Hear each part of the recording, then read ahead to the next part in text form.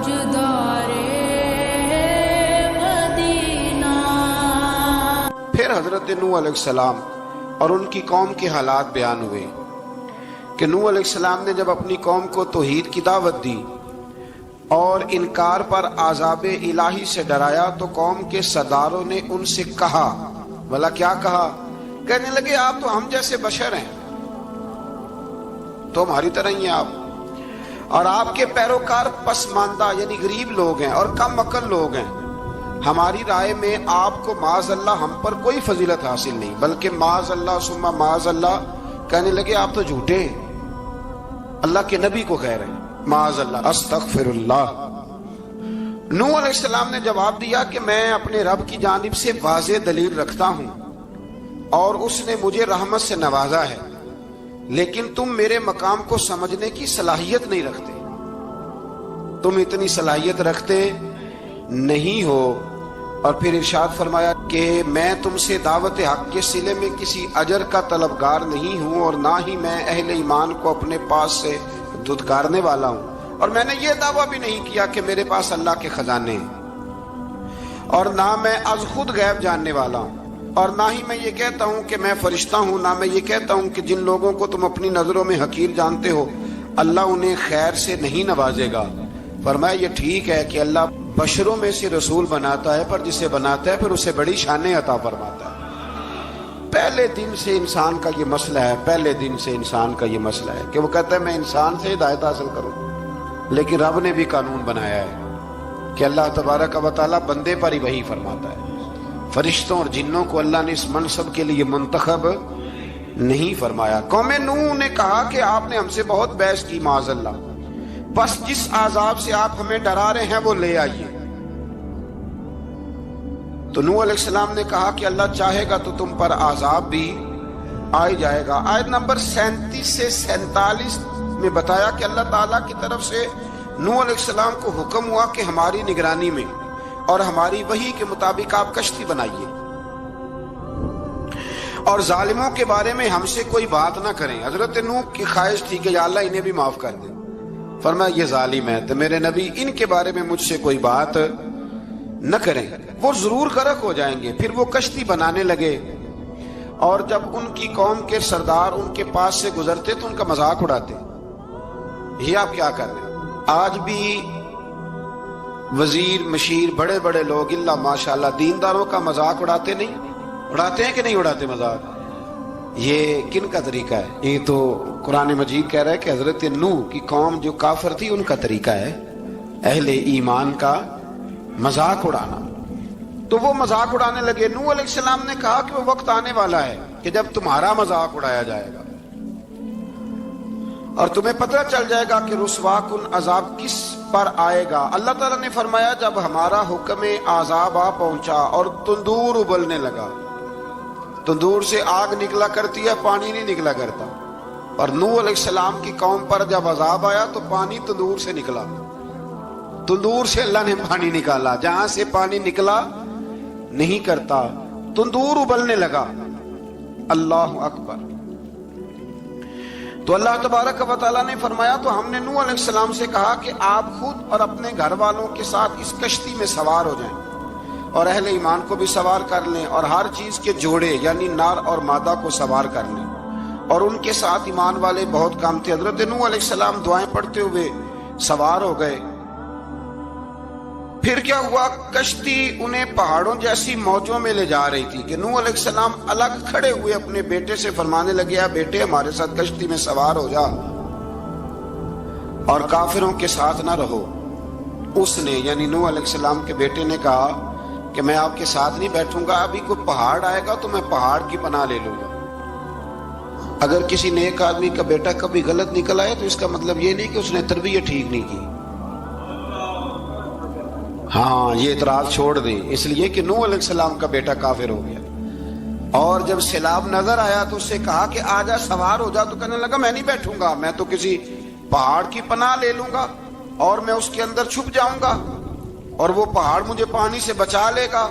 नूह अलैहिस्सलाम ने कहा आज अल्लाह के हुक्म के सिवा कोई बचाने वाला नहीं है सिवाय उसके जिस पर अल्लाह रहम फरमाए। फिर उन दोनों के दरमियान मौज हायल हो गई।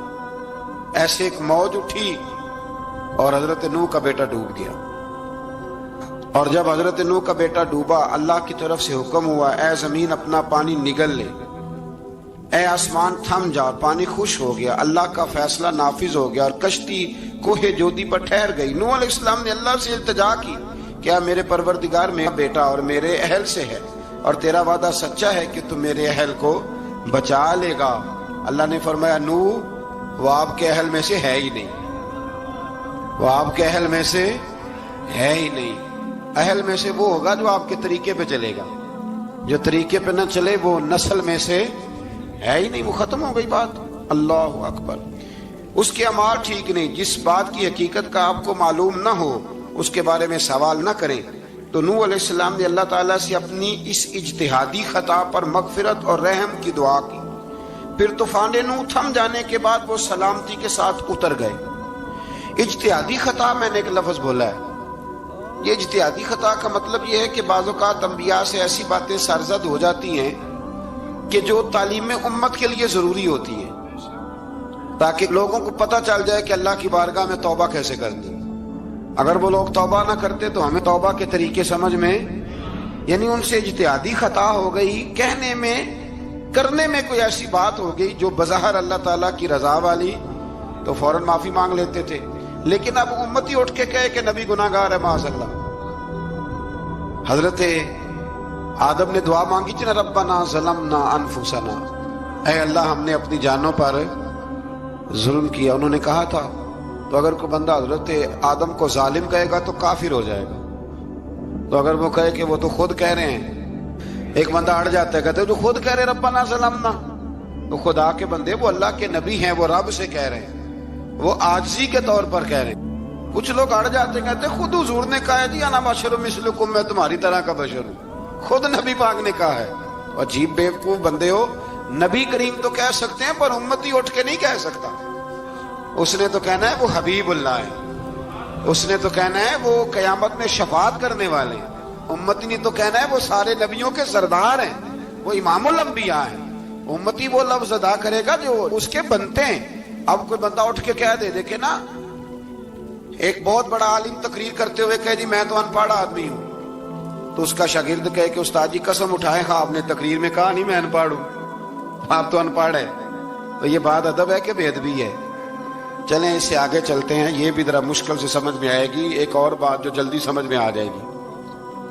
ایم این اے جب اعلان کرتا ہے، تقریر کرتا ہے، الیکشن لڑتا ہے، تو کہتا نہیں میں قوم کا خادم ہوں. کہتے ہیں نا کہ میں قوم کا خادم سے آپ کیا کچھ کراتے ہو؟ سارے کام کراتے ہیں نا. خادم کو بندہ یہ بھی کہہ لیتا ہے کہ جھاڑو دے دے گلی میں، کہتے ہو کہ نہیں کہتے؟ تو اس نے بھی تو سپیکر میں کہا میں خادم ہوں. کہو اس سے کہ جھاڑو دے گلی میں آ کے، پھر پتہ کیا حال ہوگا. جھاڑو تو نہیں آئے گا اور ہو سکتا ہے کچھ ہے آ جائے. تو اس لیے اب کوئی بندہ کہے جی انہوں نے خود کہا ہے، تو ایک کچھ پوری جماعت ہے لوگوں کی جو بات کو سمجھتی نہیں. کہتے ہیں خود کہا ہے میں بشر ہوں، انہوں نے خود کہا میں غیب نہیں جانتا، انہوں نے خود کہا میرے پاس خزانہ کوئی نہیں، انہوں نے خود کہا میرے پاس کوئی شے نہیں. تو اس لیے آپ سمجھیں کسی کے لفظوں پر اگر آپ گرا لگا کے بیٹھیں گے تو پھر اس سے بے ادبی ہوگی. تو نوح علیہ السلام نے اللہ سے اپنی اجتہادی خطا کی معافی مانگی. اب حضرت نوح کو کوئی خطا کار کہے گا تو بہت بڑا مجرم بن جائے گا، اس لیے کہ وہ اللہ کے نبی ہیں. آیت نمبر 50 میں قوم عاد کا ذکر ہے اور ان کی طرف دعوت توحید دینے کے لیے اللہ تعالیٰ نے حضرت ہود علیہ السلام کو بھیجا. ہود علیہ السلام نے قوم سے کہا کہ میں تم سے کسی چیز کا اجر طلب نہیں کروں گا، میرا اجر میرے اللہ کی بارگاہ میں ہے، بس تم اپنے رب سے بخشش مانگو، پھر اس کی بارگاہ میں توبہ کرو، اللہ تعالیٰ تم پر موسلا دھار بارش برسائے گا اور تمہاری قوت میں اضافہ فرمائے گا. قوم عاد نے دعوت حق کو رد کیا اور ایمان نہ لائے بلکہ ہود علیہ السلام پر طنز کیا. وہ کہنے لگے کہ ہمارے تو معبودوں نے، ہمارے بتوں نے معاذ اللہ آپ کو پاگل بنا دیا ہے، آپ کو مجنون بنا دیا ہے. الٹا حضرت ہود کو کہنے لگے اس لیے آپ ایسی باتیں کرتے ہیں. ہود علیہ السلام نے کہا میں اللہ کو گواہ بناتا ہوں اور تم بھی گواہ رہنا کہ میں تمہارے شرک سے بری ہوں اور میں اللہ پر توکل کرتا ہوں اور میں نے رسالت کا حق ادا کر دیا ہے. آیت نمبر 58 میں اللہ تعالیٰ نے فرمایا جب ہمارے عذاب کا وقت آ گیا تو ہم نے اپنی رحمت سے ہود اور ان کے ساتھ مومنوں کو نجات عطا کی. قوم عاد نے اللہ کی نشانیاں اور رسولوں کو جھٹلایا اور دنیا اور آخرت میں لعنت کے حقدار ہوئے۔ آیت نمبر 61 میں پھر سے حضرت صالح علیہ السلام اور ان کی قوم سمود کے حالات کو بیان کیا گیا ہے۔ حضرت صالح نے کہا ہے میری قوم اللہ وحدہ لا شریک کی عبادت کرو، اس سے بخشش طلب کرو، اس کی بارگاہ میں توبہ کرو، اس نے تمہیں زمین سے پیدا کیا ہے، اس پر آباد کیا ہے۔ جواب دیا ہے صالح ہمارے آباء و اجداد کے معبودوں کی عبادت کو روکنے سے پہلے ہمیں آپ سے بڑی امیدیں تھیں، اور اب آپ ہمیں روکنے لگ گئے ہیں باپ دادا کے دین سے، لیکن اب ہمیں آپ کی دعوت کے بارے میں شکوک ہیں۔ صالح علیہ السلام نے اپنی قوم سے کہا کہ یہ اللہ کی اونٹنی ہے اور یہ تمہارے لیے نشانی ہے، اسے چرنے کے لیے آزاد چھوڑ دو اور اسے تکلیف نہ دینا، اللہ اکبر، ورنہ تمہیں عذاب پہنچے گا۔ انہوں نے اونٹنی کی کونچیں کاٹ ڈالی۔ صالح علیہ السلام نے کہا تم صرف 3 دن اپنے گھروں میں مزے اٹھا لو، 3 دن، پھر اللہ کا یقینی عذاب آئے گا۔ پھر ایک چنگاڑ نے ان کو آ دبوچا، وہ اپنے گھروں میں گھٹنوں کے بل اوندے پڑے رہ گئے۔ صرف صالح علیہ السلام ان کے ساتھ اہل ایمان اس عذاب سے بچے۔ یہ 3 قوموں کا ذکر ہو گیا، نوح علیہ السلام کی قوم کا بھی، ہود علیہ السلام کی قوم کا بھی، اور حضرت صالح علیہ۔ آگے اللہ تبارک و تعالیٰ نے آیت نمبر 69 میں اس بات کا بیان فرمایا کہ حضرت ابراہیم علیہ السلام کے پاس فرشتے بشری شکل میں آئے، انسانی شکل میں۔ انہوں نے اجنبی مہمانوں کے لیے بچڑے کا بھونا ہوا گوشت تیار کرایا۔ آپ یقین کریں کچھ باتیں لوگ ایسی بیان کرتے ہیں کہ جن کو نہ سن کے بندے کا دل کرتا ہے کہ اس بندے کو بتائیں کہ یار یہاں تو دین سارا پڑھ۔ ایک صاحب مجھے کہنے لگے جی میں ایک پیر صاحب کے پاس گیا تھا تو بڑی مرغن غذائیں تھیں، انہوں نے میری بڑی خدمت کی پر مجھے نہیں اچھا لگا، پیروں کو چاہیے سادی روٹی رکھیں۔ میں کہ توں پیراں واسطے لسٹ بنا خاں انہوں نے کس طرح نہ ہونا چاہیے۔ یہ بہت بڑی مصیبت ہے۔ اگر آپ سادہ کھانا کھلا دیں تب بھی اعتراض ہے، اچھا کھلا دیں کہنے رولا ہے کوئی پیر چوکھے مالدار، دونوں طرف سے مسئلہ۔ تو کہنے لگا جی نہیں پیروں کا کیا کام ہے، وہ کڑائیاں اور وہ سارے۔ تو پھر میں نے انہیں کہا کہ آپ اس طرح کریں، گھر جا کے نا تو 12ویں سپارے کی تلاوت کریں۔ حضرت ابراہیم نے اپنے مہمانوں کے لیے بھونا ہوا کھانا تیار فرمایا تھا۔ تو آپ کیا کہیں گے کہ حضرت ابراہیم درویش نہیں تھے؟ عجیب بات ہے بھائی، آپ ہر بات میں اڑ جاتے ہیں۔ دین ہم نے وہ لینا ہے جو اللہ کا قرآن ہمیں دیتا ہے اور رسول اللہ کی حدیث ہمیں دیتی ہے۔ جب انہوں نے دیکھا کہ مہمان کھانے کی طرف ہاتھ نہیں بڑھا رہے تو ان کو ڈر محسوس ہوا۔ حضرت ابراہیم کو فرشتوں نے کہا کہ ہمیں قوم لوط علیہ السلام کے عذاب کے لیے بھیجا گیا ہے۔ حضرت ابراہیم کی بیوی کھڑی تھی، اس پر وہ مسکرائیں تو فرشتوں نے اللہ کی طرف سے انہیں حضرت اسحاق علیہ السلام اور اس کے بعد حضرت یعقوب علیہ السلام کی بشارت عطا۔ اسحاق علیہ السلام حضرت ابراہیم کے بیٹے ہیں اور یعقوب علیہ السلام پوتے ہیں، اور یعقوب علیہ السلام کے بیٹے یوسف علیہ السلام۔ ہاں اللہ اگر چاہے تو 7 نسلوں میں نبوت رکھ دیتا ہے اگر اس کی منشا ہو۔ تو حضرت یعقوب کی بشارت دی۔ انہوں نے حیرت سے کہا کہ ہم دونوں میاں بیوی تو بوڑھے ہیں، اس عمر میں اولاد کیسے ہوگی؟ تو فرشتوں نے جواب دیا اے ابراہیم کے گھر والوں، تم پر اللہ کی رحمتیں اور برکتیں ہوں، اللہ کی قدرت پر تمہیں کیوں تعجب ہے؟ اللہ فرماتا ہے کہ بیٹے کی بشارت سن کر ابراہیم کا خوف دور ہو گیا اور پھر وہ قوم لوط کے بارے میں گفتگو کرنے لگے۔ ابراہیم بہت بردبار، اللہ سے آہوزاری کرنے والے اور اس کی طرف رجوع کرنے والے تھے۔ اللہ تعالیٰ نے حضرت ابراہیم علیہ السلام کو فرمایا اے ابراہیم اس گزارش سے آپ گریزاں رہیں، اس کا یقینی فیصلہ ہو چکا ہے اور ان پر نہ ٹلنے والا عذاب نازل ہو کے رہے گا۔ وہ کیا گناہ کرتے تھے؟ لوط علیہ السلام کی قوم کو میں نے بتایا تھا، مرد مردوں سے بدفعلی کرتے۔ تو حضرت ابراہیم نے بھی عرض کی، بار بار گزارش کی، بحث کی کہ اللہ مہربانی فرما ان کا عذاب۔ آپ دیکھیں نبیوں کے حوصلے کتنے بڑے ہیں، قومیں تنگ کرتی ہیں اور طرح طرح کی باتیں کرتی ہیں اور پیغمبر پھر بھی کہتے ہیں یا اللہ مہربانی فرما، اے اللہ ان سے عذاب۔ آیت نمبر 77 میں حضرت لوط علیہ السلام کی قوم کی بدعمالیوں اور لوط علیہ السلام کے اپنی قوم کو بدعمالیوں کے باعث فرشتوں کی آمد، قوم کے بدعمال لوگوں کے دوڑ کر آنے اور حضرت لوط کو ان کے سمجھانے اور ان کے انکار پر مضطرب ہونے کا ذکر ہے، جس پر فرشتوں نے حضرت لوط کو تسلی دی کہ آپ فکر نہ کریں، ہم آپ کے رب کے فرشتے ہیں، یہ آپ اور ہم تک نہیں پہنچ سکیں گے۔ آپ رات کے آخری حصے میں قوم کی طرف توجہ کیے بغیر ہجرت فرما لیں، اس لیے کہ صبح کے وقت ان پر عذاب آئے گا۔ جب اللہ کا عذاب آیا تو اس نے بستی کے اوپر کے حصے کو نیچے کر دیا اور قوم لوط کے اوپر اللہ کی طرف سے لگاتار نشان زدہ پتھر برسائے گئے، لگاتار پتھر آئے۔ آیت نمبر 84 میں اللہ تعالیٰ نے حضرت شعیب علیہ السلام اور ان کی قوم کا ذکر فرمایا ہے اور ان کے جرائم کو بیان کیا گیا ہے۔ وہ ناپ تول میں کمی کرتے تھے، دوسروں کو چیزیں کم تول کر دیتے تھے۔ اللہ تعالیٰ نے ان سے فرمایا کہ فساد فی الارض سے باز آؤ اور اپنے سے پہلے سرکش امتوں کا انجام دیکھ لو۔ جب حضرت شعیب کی نصیحتوں کا ان پر اثر نہ ہوا تو پھر اللہ تعالیٰ نے انہیں بھی عذاب سے ہلاک کر دیا۔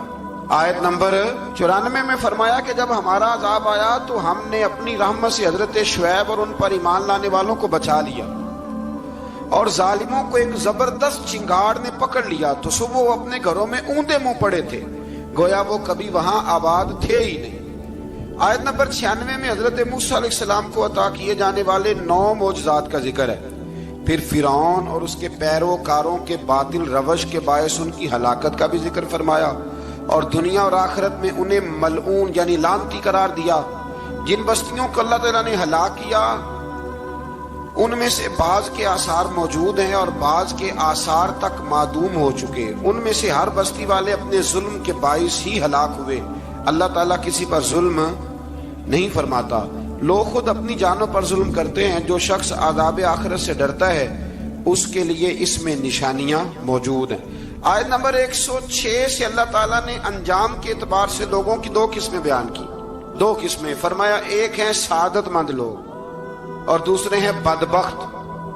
فرمایا بدبختوں کا ٹھکانہ جہنم ہے جس میں وہ ہمیشہ رہیں گے، اور نیک بختوں کا ٹھکانہ جنت ہے، وہ ہمیشہ اسی میں رہیں گے، اور ان کے لیے اللہ کی طرف سے نا ختم ہونے والی عطائیں۔ آیت نمبر 110 میں حضور صلی اللہ علیہ وسلم کو تسلی دی گئی کہ جس طرح یہ لوگ قرآن کے بارے میں اختلاف کرتے ہیں، اسی طرح قوم موسیٰ نے تورات کے بارے میں بھی اختلاف کیا تھا، اور اللہ نے ان کے اعمال کا پورا بدلہ انہیں دیا۔ آیت نمبر 112 سے سرکشی کو چھوڑ کر احکامات دین پر استقامت اختیار کرنے اور ظالموں کے ساتھ میل جول رکھنے سے بچنے کا حکم دیا گیا ہے، اور فرمایا کہ ظالموں سے میل جول کا انجام دوزخ کی آگ ہے۔ ہم لوگ نہ شکوہ کرتے ہیں، کسی حکومت کو بنے ہوئے 6 مہینے گزرتے ہیں تو شکوہ شروع ہو جاتا ہے، حالانکہ وہ خود تو نہیں نہ بنتے، ان کو کوئی بنانے والا ہے۔ تو ظالم کا جو مددگار ہوتا ہے وہ بھی ظالم ہوتا ہے، اس لیے احتیاط کریں۔ اور یہ صرف سیاستدانوں کی بات نہیں، دنیا کے ہر معاملے میں آپ غور کریں کہ آپ کسی ظالم کے مددگار تو نہیں۔ اللہ تعالی ہمیں حق پر استقامت عطا فرمائے۔ آیت نمبر 114 میں دن کے دونوں طرفوں میں اور ابتدائی رات کے کچھ حصے میں اللہ تعالیٰ نے نماز قائم کرنے کا حکم دیا ہے۔ رات کے کچھ حصے میں بھی نماز پڑھنی چاہیے، اور یہ بھی بتایا کہ بے شک نیکیاں گناہوں کو مٹا دیتی ہیں، اور یہ نصیحت قبول کرنے والوں کے لیے نصیحت ہے۔ آیت نمبر 120 میں اللہ تعالیٰ نے فرمایا کہ ہم آپ صلی اللہ علیہ وسلم کو رسولوں کی تمام خبریں آپ کے دل کی تسکین اور تقویت کے لیے بیان کرتے ہیں، اور ان میں مومنوں کے لیے نصیحت اور عبرت ہے کہ ان ساری باتوں سے عبرت پکڑ لو۔ بچہ صرف وہی جو اللہ کے نبیوں کے طریقے پہ چلا اور نبیوں کے ساتھ رہا، باقی بچ سکے نہیں۔ اللہ تعالیٰ کی طرف سے توحید و رسالت اور وقوع قیامت کے دلائل بھی ہیں۔ آیت نمبر 123 میں فرمایا کہ آسمانوں اور زمینوں میں سب غیب اللہ ہی کے ساتھ مختص ہیں، اور ہر کام اسی کی طرف لوٹایا جاتا ہے۔ آپ اسی کی عبادت کیجئے، اسی پر توکل کیجئے، اور آپ کا رب لوگوں کے اعمال سے غافل نہیں ہے۔ اسی بارے میں آگے سورۃ یوسف شروع ہو رہی ہے۔ اس کو اللہ تعالیٰ نے کہا ہے کہ یہ بڑا پیارا قصہ ہے، احسن القصص کا، قصوں میں سونا قصہ۔ تو یہ کچھ 12ویں پارے میں اور کچھ 13ویں پارے میں ہے۔ میں نے یہ ارادہ کیا ہے کہ یہ ایک ہی دن پوری بیان کی ہے۔ قوم سبت کا ذکر فرمایا اللہ نے۔ ہفتے والے دن کچھ لوگ نافرمانی کرتے، ہمارے بھی ہیلے بہانے ہیں نا آج کل کاروبار میں، تو اسی सिपारे की आयत नंबर 65 के अंदर अल्लाह ताला ने हजरत दाऊद की कौम का जिक्र किया कि अल्लाह ने उन्हें हुक्म दिया था कि हफ्ते वाले दिन मछलियां नहीं पकड़नी, तो वो कहते थे चलो हाथ लगा के नहीं पकड़नी, हाथ लगा के। वो हमारे लोग हीले बहाने तलाश कर लेते हैं ना, वो बड़े जनाब इंश्योरेंस वाला आ गया, अब वो बैंक वाला आ गया, वो फलाने साहब आ गए, वो तरोड़ मरोड़ के कहानियां बातें, और फिर हमें भी रास्ते मिल जाते हैं बचने के। मुफ्ती साहब ने कह दिया था, ओ एक मौलाना से मैंने इनको कहा हफ्ते वाले दिन मछलियां नहीं पकड़ने का, नहीं पकड़ते, छोटे छोटे हौज बना लिए, तो मछलियां ज्यादा आती थी उस दिन। ये भी अल्लाह की कुदरत थी, नमाज के वक्त गाहक ज्यादा आते हैं, ये उसकी कुदरत होती है। तो वो मछलियां हौज में जमा हो जाती, यूं समझ लें कि जाल इन्होंने लगा लिए हुए थे, तो जाल में वो फंसती रहती थी, हौजों में आती रहती थी। हफ्ते को नहीं पकड़ते थे, इतवार को पकड़ लेते थे, तो फिर अल्लाह ने इन्हें सजा दी। फरमाया तमाशे करते हो अल्लाह के हुक्म के साथ, क्या सजा दी? फकुलना लहुम कूनू किरादतन खासीन, फरमाया बंदर बन जाओ धुतकारे हुए। जो रिस्क हराम तरीके से कमाते थे रब उन्हें बंदर बना देता था। अभी भी मैंने देखे हैं बड़े बड़े ताजर पागलों जैसी जिंदगी गुजार रहे हैं, नफसियाती तौर पे सुकून नहीं है, करोड़ों रुपया पड़ा है। क्यों? इसलिए कि रब के बताए हुए तरीके के मुताबिक तिजारत नहीं करते। आगे एक और दिलचस्प बात आ गई, बनी इसराइल के अंदर ना एक शख्स ने अपने चचा को कत्ल कर दिया जायदाद के लिए। ये देखें कब से लोग जायदाद के लिए कत्ल करते आ रहे हैं। चचा को कत्ल कर दिया, और कत्ल करके हजरत मूसा अलैहिस्सलाम के पास आए कि मेरे चचा को किसी ने कत्ल कर दिया है, तो बताएं क्या करना है। तो आपने फरमाया कि गाय ज़िबा करो और उसका एक टुकड़ा मकतूल को मारो, मरने वाले को, वो खुद उठ के बता देगा मुझे किसने कत्ल किया है। अब इरादा नहीं था गाय ज़िबा करने का, तो बहाने करने लगे। इरादा नहीं ना होता तो फिर क्या होते हैं, कहने लगे गाय किस तरह की हो, बूढ़ी हो के बच्ची हो, रंग कैसा हो, जवान हो के छोटी हो, हाल में एक दफा चलना सीख गई हो या अभी ना सीखी हो। तो बताते गए तो रब भी शर्तें बयान करता गया, गहरे जर्द रंग की हो, हाल के अंदर उसे ना चलाया गया हो, पानी ना निकाला गया हो, ना बच्ची हो ना जवान हो, इसके दरमियान हो। ये सारी शर्तें कहां पाई जाती थी? हजरत मूसा अलैहिस्सलाम की कौम का एक शख्स था जो अल्लाह का वली था। वो जब इंतकाल करने लगा ना, अल्लाह अकबर, देखो रब वलियों की औलादों पर भी कितना फजल फरमाता है। वो जब इंतकाल करने लगा तो एक उसके पास छोटी सी बच्चिया थी, गाय की बच्ची, उसने जंगल में छोड़ दी। कहने लगा या अल्लाह मैं तेरे नाम पे छोड़ता हूं, मेरा बच्चा जवान हो जाए तो उसे दे देना, और तो सरमाया ही कोई नहीं। बच्चा बड़ा हुआ तो बच्चा भी बड़ा नेक था, अपनी माँ का बड़ा फर्मा बरदार था। उसकी माँ ने कहा बेटा तेरे बाप ने एक गाय छोड़ी थी। तो बच्चा जंगल में गया और जाके कहने लगा ऐ अल्लाह मेरी गाय मुझसे मिला दे। तो रब करीम ने वो गाय वापस कर दी, वो गाय घर ले आया। अब वो कहने लगा अम्मा बेच दूं, तो अम्मा कहने लगी बेटा मेरे पूछे बगैर ना बेचना। कई दफा कहा लगे, पर उसने कहा जब तक मेरी अम्मा ना कहेगी मैं बेचूंगा। उधर बनी इसराइल वाले शर्तें जितनी गाय के बारे में पूछ चुके थे वो सारी इसी गाय में पाई जाती थी। तो ये ढूंढते ढूंढते वहां पहुंच गए, तो कहने लगे गाय चाहिए। तो उसने कहा भी तुम्हारी मर्जी से नहीं, कीमत मेरी मर्जी की। एक मुफस्सर ने तो यहां तक लिखा है कि उसने कहा गाय ज़िबा करके ना, तो जितना गाय के अंदर गोश्त होगा ना उतना ही खाल के अंदर तो मुझे माल भर के दोगे, उतने सिक्के भर के दोगे, उतनी अशरफियां भर के दोगे, तो फिर तुम्हें गाय दूंगा। तो फिर ये गाय उन्हें मिली और ये गाय लेकर के आए। ज्यादा सवालात ना करते तो ज्यादा उलझते ना। हम भी दीन के मामले में बड़े सवाल जवाब करते हैं, उतना सवाल करें जितनी उसकी जरूरत है। इन लोगों ने सवाल ज्यादा किए तो फिर उलझ ज्यादा गए। तो मेरे भाई इसका जिक्र भी अल्लाह तबारक व तआला ने पहले पारे के अंदर बयान फरमाया। फिर अल्लाह करीम ने फरमाया कि कुछ ऐसे लोग भी हैं यहूदियों में से जिनका दावा हो गया है कि हम अल्लाह के बड़े प्यारे हैं। फरमाया ये सिर्फ उनके मुंह की बातें हैं, ये तो क़यामत में पता चलेगा ना कि अल्लाह का प्यार किसके साथ ज्यादा है। और फिर ये भी यहूदियों ने दावा किया है, इसी पारे में अल्लाह फरमाते हैं कि इनका दावा है कि हम अल्लाह के बड़े प्यारे हैं, जन्नत में हम ही जाएंगे। तो अल्लाह फरमाते हैं फिर मरने की दुआ तो करो, जन्नत में तो मर के जाना है ना। लेकिन रब फरमाते हैं ये कभी मरने की दुआ نہیں کریں گے، اس لیے کہ انہیں پتہ ہے کہ ہم نے آخرت کے لیے کیا بھیجا ہے۔ جی پہلا حکم آ گیا یا ایھا الذین آمنوا کہہ کے، پہلی آیت قرآن پاک کی پہلے سپارے میں پہلی آیت جس میں اللہ نے کہا یا ایھا الذین آمنوا، تو پہلا حکم آمنوا کہہ کے آیت نمبر 104 میں جو اللہ نے حکم دیا ہے نا، وہ نبی پاک کی تعظیم کا حکم ہے۔ پہلا حکم ہی اللہ نے حضور کی عزت اور ناموس کا ارشاد فرمایا۔ پہلا اس ترتیب کے لحاظ سے وہ ہوا یہ کہ جب نبی پاک کو بات ارشاد کرتے تو صحابہ کرام اٹھ کے عرض کرتے رائینا یا رسول اللہ، حضور سمجھ نہیں آئی، ذرا رعایت کر دیں۔ تو یہودیوں کی عبرانی زبان کے اندر نہ ذرا کھینچ کے پڑھتے تھے رائینا، تو اس کا معنی بنتا تھا معاذ اللہ اے ہمارے چرواہے، بکریاں چرانے والے کو بھی وہ رائینا کہتے تھے۔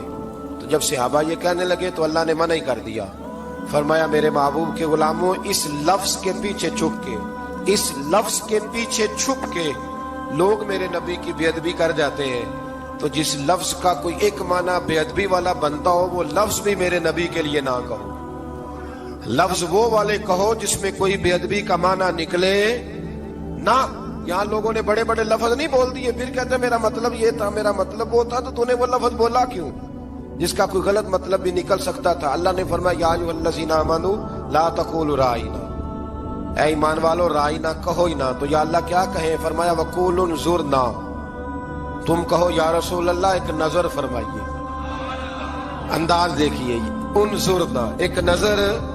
تو ہمارے بزرگ تو پہلے ہی بڑے پیار والوں نے کہہ دیا یا رسول اللہ انظر حالنا، کہتے کہاں سے لاتے ہو جملے؟ میں نے کہا اللہ کی کتاب سے، یا رسول اللہ انظر حالنا یا حبیب اللہ اسمع قالا، تو تم کہو انظرنا، محبوب نظر کرم کرے، واسمعوا، اور کیا ضرورت ہے دوبارہ پوچھنے کی؟ اللہ کہتے ہیں پہلے ہی دھیان سے سنا کرو، پہلے ہی واسمعوا، پہلے ہی احتیاط سے سنو، وللکافرین عذاب علیم، اور کافروں کے لیے دردناک عذاب ہے۔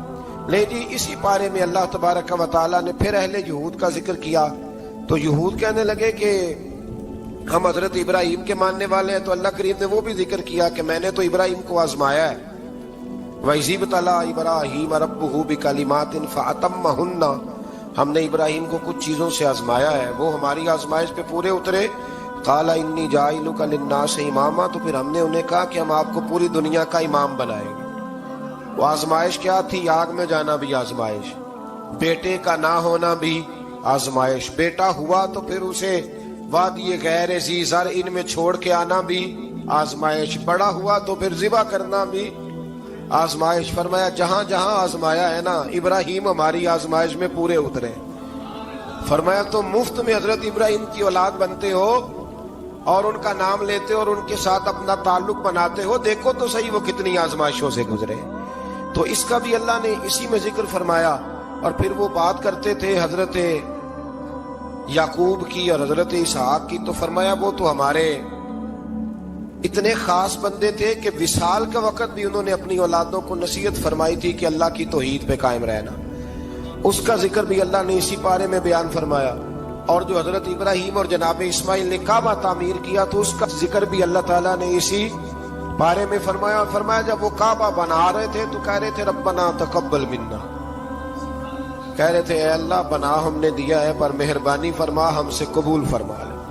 تو جو آیہ کریمہ آخر میں عرض کرنا چاہتا ہوں اس پر بھی تھوڑی توجہ فرمائیں گے تو بات بڑی نکھر کے باہر آئے گی۔ یہ 16ویں رکوع کے اندر اللہ نے پھر یہود کا اور عیسائیت کا ذکر فرمایا تو اللہ کریم نے ایک بات ارشاد فرمائی، یہودیوں کے ہاں جب کوئی بچہ پیدا ہوتا تھا پیلے رنگ کے ساتھ اس کو رنگتے تھے، یا کوئی خاص رنگ تھا ان کا، بچہ پیدا ہوتا تو اس پر وہ رنگ چڑھاتے کہ یہ جی ہمارے مذہب کا رنگ ہے۔ ہمارے ہاں بھی رسمیں ہیں نا اپنی اپنی، معاذ اللہ اپنی اپنی نہیں ہونی چاہیے، اللہ رسول کا حکم ہونا چاہیے۔ تو یہودیوں کے ہاں بچہ پیدا ہوتا تو ایک خاص رنگ چڑھاتے، عیسائیوں کے ہاں پیدا ہوتا تو وہ بھی ایک خاص رنگ چڑھاتے۔ تو مسلمانوں کے ہاں بچے پیدا ہوئے تو انہوں نے بھی توجہ کی کہ یہ کیا ہو رہا ہے، تو رب کریم نے فرمایا صبغۃ اللہ، رنگ اللہ کا ہی ہے۔ ومن احسن من اللہ صبغہ، اور فرمایا اللہ کے رنگ سے زیادہ خوبصورت کس کا رنگ ہو سکتا ہے؟ اللہ کا رنگ کیا ہے؟ لا الہ इल्ला अल्लाहु मुहम्मदुर रसूलुल्लाह सल्लल्लाहु अलैहि। फरमाया नीले पीले काले रंग ना चढ़ाओ, अपने जहन पर तौहीद और रिसालत का रंग चढ़ाओ। ये सबसे बेहतरीन रंग है। अगर तुम्हारे जहनों पर रब रसूल की तौहीद का रंग चढ़ गया तो ये वो वाला रंग है, फिर तुम्हें किसी और रंग की तरफ जाने की जरूरत नहीं पड़ेगी। तो फरमाया रंग वो पैदा करो जो तौहीद का है, रिसालत का है, उस रंग की तवज्जो करो। कुरान मजीद के इस पारे में अल्लाह करीम ने मुख्तलिफ बातें बयान करके आखिरी रुकू में ये जो रंग का जिक्र फरमाया ना, तो ये लगता है पूरे पारे का खुलासा है कि रब करीम ने फरमाया असल बात यह है कि तुम्हारी सोचों पे रब रसूल की तौहीद और रिसालत का रंग होना चाहिए। वो एक दफा मुसलमान कज़्ज़ाब बेईमान कहने लगा मैंने बना लिया कुरान पाक का जवाब। माज़अल्लाह, जवाब क्या बनाया? वो सूरत है ना अलकारिया तुम अलकारिया वमा अदराका मलकारिया, खड़खड़ाने वाली क्या है, खड़खड़ाने वाली तुम्हें क्या पता क्या है खड़खड़ी, क़यामत का जिक्र है। कहने लगा मैंने इसकी ऐसी सूरत बना लिया, तो क्या बनाया? अलफील मलफील वमा अदराका मलफील। कहने लगा हाथी, तुम्हें क्या पता क्या हाथी, तुम क्या जानो क्या हाथी। तो पास जो उसके अपने बैठे थे ना चेले, कहने लगे चुप कर जा, सारे जमाने को पता हाथी क्या होता है। तो पागल है, उसके दो कान होते हैं, एक सूंड होती है, चार उसके पैर होते हैं। बेवकूफ आदमी, कुरान का मुकाबला करना है तो कुछ चज के साथ कर, पागलों की तरह मुकाबला करेगा, जूते खाएगा भी, हमें भी पढ़वाएगा। तो कुरान मजीद का कोई मुकाबला कर सका? तो इस आया मुबारका में अल्लाह ने काफिरों को ये कहा अगर मुकाबला नहीं कर सकते तो फिर अल्लाह से डरो, वरना दोज़ख में डाले जाओगे, वो जिसका ईंधन आदमी और पत्थर है, और बनाई भी काफिरों के लिए गई है। उइद्दत लिल काफिरीन, जहन्नम किसके लिए बनाई गई है? काफिरों और मुनाफिकों के लिए। मुसलमानों के लिए बनाई गई। मुसलमान मर्जी से छलांगे लगाएं तो इनकी मौज है, वरना इनके लिए जहन्नम, इनके लिए अल्लाह ने जन्नत बनाई है। और ये बात करते ही रब करीम ने फरमाया ए महबूब अलैहिस्सलाम, मोमिनों को खुशखबरी दे दे कि अल्लाह ने उनके लिए जन्नत बनाई है, उसमें बागात हैं, उन्हें रिस्क दिया जाएगा खाने के लिए, और उसमें उन्हें पाकीज़ा बीवियां दी जाएंगी, और फिर वो उसमें हमेशा रहेंगे, उन्हें उससे निकाला नहीं जाएगा। आगे जो आयत करीमा है ना, उसके अंदर अल्लाह तबारक व तआला ने फरमाया है कि अल्लाह हया नहीं करता समझाने के लिए मच्छर की मिसाल भी देनी पड़े। फरमाया कुरान से कुछ लोग हिदायत हासिल करते हैं और कुछ गुमराह हो जाते हैं। जब लोग अपनी मर्जी की तशरीहात चाहते हैं तो गुमराह होते हैं, और जब कुरान को रसूलुल्लाह सल्लल्लाहु अलैहि वसल्लम और उम्मत मुस्लिमा की तशरीहात की रोशनी में समझते हैं तो फिर अल्लाह हिदायत अता फरमाता है। फिर अल्लाह तबारक व तआला ने आगे इरशाद फरमाया हजरत आदम की पैदाइश का वाकया। मुफस्सिरीन ने लिखा अल्लाह ने मशवरा किया था फरिश्तों से, वइज़ क़ाल रब्बुका लिल मलाइकति इन्नी जाइलुन फिल अर्द खलीफा। लेकिन कुछ मुफस्सिरीन कहते हैं कि अल्लाह को जरूरत नहीं फरिश्तों से मशवरा करने की।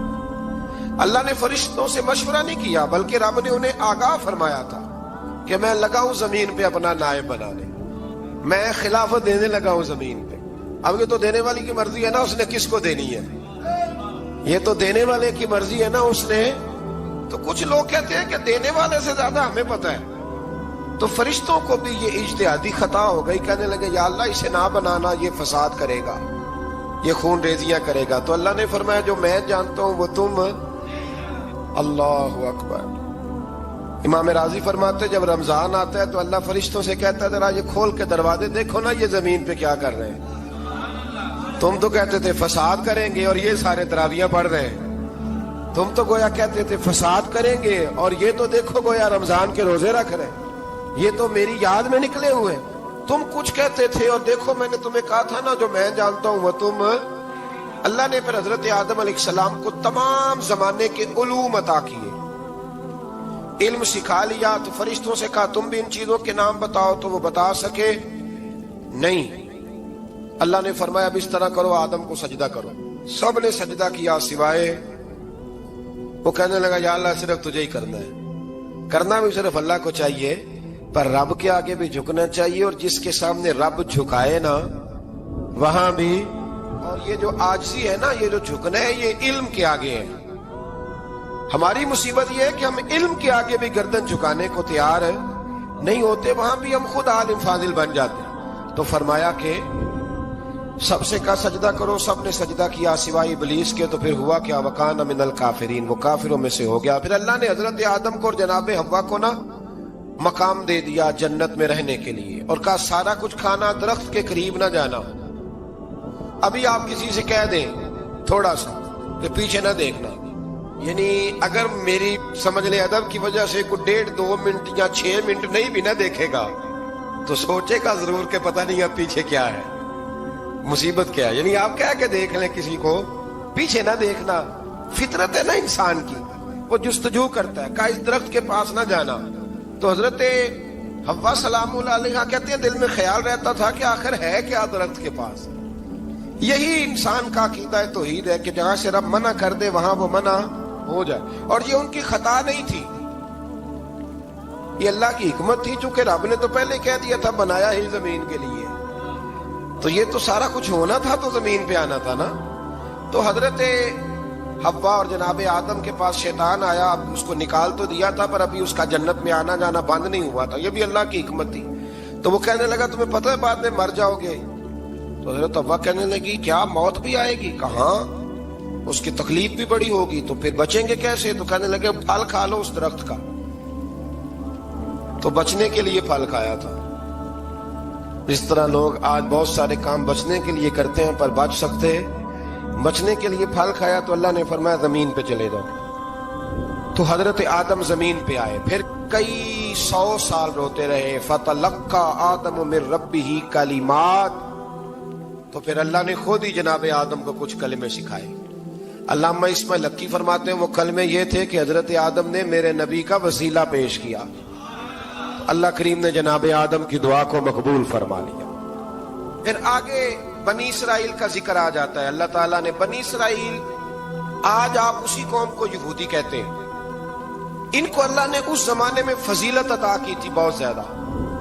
تو عرب کے اندر جب نبی پاک علیہ السلام نے اعلان نبوت کیا تو کچھ لوگوں نے یہ کہہ دیا کہ اگر یہ یہودی کلمہ پڑھ لیں گے تو ہم بھی پڑھ لیں گے، تو پھر اللہ نے انہیں یاد کرایا کہ تم اصل میں کیا ہو، تمہیں کلمہ پڑھنا چاہیے۔ تو اہل یہود کا تذکرہ کرتے کرتے رب کریم نے ایک بات یہ بھی ارشاد فرمائی کہ تم لوگوں کو تو کہتے رہے ہو کہ وہ نبی آنے والے ہیں، وہ نبی آنے والے ہیں، اور جب آ گئے ہیں تو ماننے کو تیار نہیں ہو۔ تو فرمایا تأمرون الناس بالبر وتنسون انفسکم وانتم تتلون الکتاب، لوگوں کو بھلائی کا حکم دیتے ہو اور اپنے آپ کو بھول جاتے ہو، افلا تعقلون، تمہیں عقل نہیں؟ پھر اللہ نے انہیں یہ بھی یاد کرایا کہ یاد کرو وہ زمانہ کہ جب فرعون نے خواب دیکھ لیا تھا کہ کوئی بچہ اس کی سلطنت کو تباہ کرے گا، تو پھر اس نے تمہارے بچوں کو ذبح کرانا شروع کیا اور تمہاری بیٹیوں کو چھوڑتا تھا۔ فرمایا یہ بھی تو تم نے دیکھا، میں نے تمہیں پھر تم سے کہا جہاد کرو قوم عمالقہ کے خلاف، تو مقام طیہ میں جا کے یہ لوگ کہنے لگے ہم سے جہاد نہیں ہوتا، اللہ نے انہیں ایک میدان میں قید کر دیا۔ بڑی دلچسپ بات، قید تو لوگ ہوتے ہیں نا چار دیواری میں، تو اللہ نے بنی اسرائیل والوں کو جب انہوں نے کہا ہم جہاد نہیں کریں گے تو اللہ نے میدان میں قید کر دیا۔ میدان میں، یہ یاد رکھیں، جب انسان اللہ کی نافرمانی کرتا ہے تو اسے ایسی قید ملتی ہے جس کا اس نے تصور بھی نہیں کیا ہوتا۔ ایک میدان ہے مقام طیہ، قید ہو گئے، سارا دن سفر کرتے تھے، سارا دن، تو رات کو تھک کے سوتے تھے، صبح اٹھتے تھے نا جب، تو وہیں ہوتے تھے جہاں کل صبح چلے تھے۔ تو رب جب کسی کو قیدی بناتا ہے تو اسے زنجیروں کی، سلاخوں کی ضرورت، دعا فرمائے اللہ تبارک و تعالی غموں سے نجات عطا فرمائے، یہ دعا فرمائے، ایسی قید دیتا ہے کہ جس سے پھر چھٹکارا ہو سکتا۔ تو بنی اسرائیل کا بہت زیادہ تذکرہ اس بارے میں اللہ تبارک و تعالی نے پھر بیان کیا، اور پھر کہا کہ انہیں جو حکم دیا جاتا تھا یہ اس کی سرتابی کرتے تھے، پھر اللہ نے ان پر ذلت نازل کر دی، اور یہ ہمیشہ اس